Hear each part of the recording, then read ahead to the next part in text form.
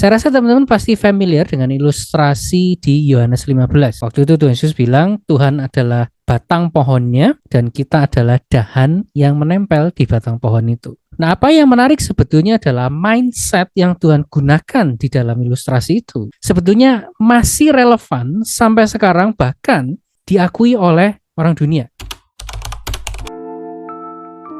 Nah, teman-teman bisa cari melalui internet tentang The Encyclopedia of World Problems and Human Potentials. Nah, salah satu problem yang kita hadapi di dunia adalah the unproductive member of society. Di sana teman-teman nanti bisa lihat bahwa yang disebut unproductive member of society itu bukan hanya orang-orang yang tidak punya pekerjaan, tapi juga unproductive workers. Jadi bukan hanya orang-orang yang tidak punya pekerjaan, tapi orang-orang yang sudah punya pekerjaan tapi tidak produktif. Jadi sebetulnya konsepnya begini, ada dua tipe anggota masyarakat. Masyarakat yang pertama adalah orang-orang yang hanya fokus ke identitasnya. Masyarakat yang kedua adalah orang yang fokus pada produktivitasnya. Nah, saya berikan satu contoh. Ada istilah yang biasanya kita pakai yaitu anaknya bos. Nah, kita pakai istilah anaknya bos ini biasanya dalam suasana negatif. Coba pikirkan sebentar. Apakah sebetulnya kita bermasalah dengan orang-orang yang dilahirkan dari keluarga yang bapaknya bos? Nah, juga. Yang kita rasa bermasalah itu adalah ketika orang yang kita juluki anaknya bos itu produktivitasnya sama sekali tidak sebanding dengan apa yang dia dapat gara-gara dia anaknya bos. Itu yang dimaksud dengan mindset anggota masyarakat yang hanya fokus pada statusnya, tapi tidak fokus pada produktivitasnya. Sebaliknya, kita sebetulnya sama sekali nggak pernah masalah apakah dia anaknya presiden kek, apakah dia anaknya direktur kek, atau anaknya kaisar sekalipun, selama dia tetap bekerja sebagai anggota masyarakat yang produktif. Nah, dengan mindset seperti ini coba lihat lagi Yohanes pasal 15 ayat 1-10. Di perikop ini Tuhan Yesus tidak sedang berbicara ke orang-orang yang belum percaya kepada Dia. Tuhan Yesus sedang berbicara ke para pengikutnya. Tuhan mengilustrasikan kamu orang-orang Kristen itu sudah jadi dahan yang menempel di batang pohon. Jadi bukan masalah statusnya. Tapi Tuhan memperingatkan jangan jadi dahan. Jangan jadi orang Kristen yang tidak produktif. Di ayat 5 Tuhan Yesus bilang begini. Akulah pohon anggur dan kalian adalah cabang-cabangnya. Orang yang tetap bersatu dengan aku dan aku dengan dia akan berbuah banyak, sebab tanpa aku kalian tidak dapat berbuat apa-apa. Orang yang tidak tetap bersatu dengan aku berarti adalah orang-orang yang tidak berbuah tadi akan dibuang lalu jadi kering. Nah, cabang-cabang yang seperti itu, cabang-cabang seperti apa? Cabang-cabang yang kering. Kenapa dia kering? Karena tidak berbuah. Kenapa tidak berbuah? Karena dia tidak bersatu dengan Tuhan. Akan dikumpulkan dan dibuang ke dalam api lalu dibakar. Sekarang gimana caranya kita jadi orang-orang Kristen yang produktif?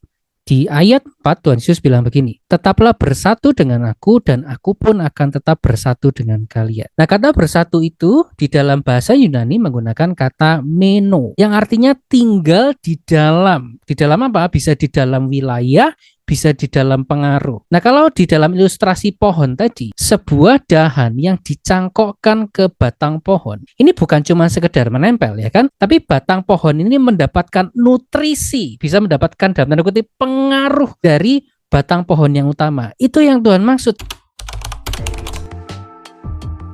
Jadi, untuk menjadi seorang Kristen yang produktif, kita harus tetap mengizinkan diri kita dipengaruhi oleh Kristus. Ayat 7, Tuhan Yesus bilang sendiri, apabila kalian tetap bersatu dengan aku dan ajaranku tinggal di dalam hatimu, bagi kita yang paham modern science, segala sesuatu itu di pikiran. Tapi bagi orang Yahudi, sumber segala sesuatu itu dari hati. Jadi perhatikan sekali lagi ayat 7, apabila kalian tetap bersatu dengan aku dan ajaranku tinggal di dalammu, maka mintalah kepada Bapa apa saja yang kalian mau, maka permintaanmu itu akan dipenuhi. Kalau hati kita sudah dikuasai oleh ajaran-ajaran Kristus, maka apapun yang kita minta akan selaras dengan keinginan Bapa. Makanya pasti akan dipenuhi. Jadi bagaimana caranya kita jadi Kristen yang produktif? Pertama, usahakan supaya ajaran Kristus itu terus-menerus menguasai hati dan pikiran kita. Dan yang kedua, minta tolong kepada Bapa supaya kita bisa berbuah banyak. Tuhan Yesus sendiri yang bilang, kalau kalian berbuah banyak, jadi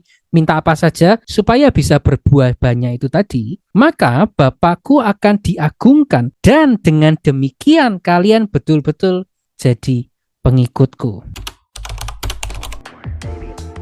Saya tidak mengatakan ini untuk menghakimi orang lain atau untuk menghakimi diri kita. Hal-hal seperti ini justru membuat kita kadang-kadang bisa merasa, wah, si dia itu belum dikuasai oleh firman Allah hati. Atau bahkan kita sendiri bisa merasa pikiran dan hatiku, keinginanku belum sepenuhnya tunduk pada Alkitab. Hidupku belum sepenuhnya berbuah banyak, berbuah lebat bagi Allah Bapa. Tapi justru disitulah keindahan Alkitab. Di satu sisi akan selalu ada standar yang sangat tinggi dan yang sangat mulia. Hidup Kristen itu bukan tentang harta, kuasa, dan kenyamanan. Hidup Kristen itu adalah tentang jadi pengikut Kristus. Mulai dari disiplin rohani kita, dari doa-doa yang kita minta kepada Bapa, itu goal utamanya adalah untuk memuliakan Bapa. Tapi Tuhan tahu itu berat. Itu sebabnya ketika Yesus naik ke surga, Kristus bilang ke para pengikutnya, jangan khawatir, setelah ini aku akan mengutus Roh Kudus. Roh Kudus itulah yang akan berdoa, mewakili kamu, mengucapkan permintaan-permintaan yang kamu bahkan tidak sanggup ucapkan. Yang jadi PR kita adalah jangan mencobai Roh Kudus. Jangan justru membuat hidup kita makin dikuasai oleh harta, kuasa, dan kenyamanan. Arahkan hati kita untuk lebih banyak dipengaruhi oleh firman Tuhan. Pola hidup seperti itulah yang sebetulnya diinginkan Tuhan. Jadi kali berikutnya kita makan buah atau melihat tanaman, ingatlah ilustrasi yang Tuhan beri. Bahwa hidup kita ini seperti sebuah dahan yang dicangkokkan ke dalam tubuh Kristus. Mintalah kepada Tuhan, Tuhan tolong supaya nutrisi dari ajaran-ajaranmu, nutrisi dari Alkitab itu terus membanjiri dan menguasai hati dan pikiranku. Supaya pada akhirnya aku betul-betul bisa berbuah lebat, bukan dalam arti menyenangkan hidupku, jadi pamer kekayaan dan segala macam, bukan, tapi hidupku jadi berbuah lebat untuk memuliakan Tuhan, membawa orang lain semakin dekat Tuhan, dan membuat hidup kita jadi kesaksian yang luar biasa untuk memuliakan Tuhan.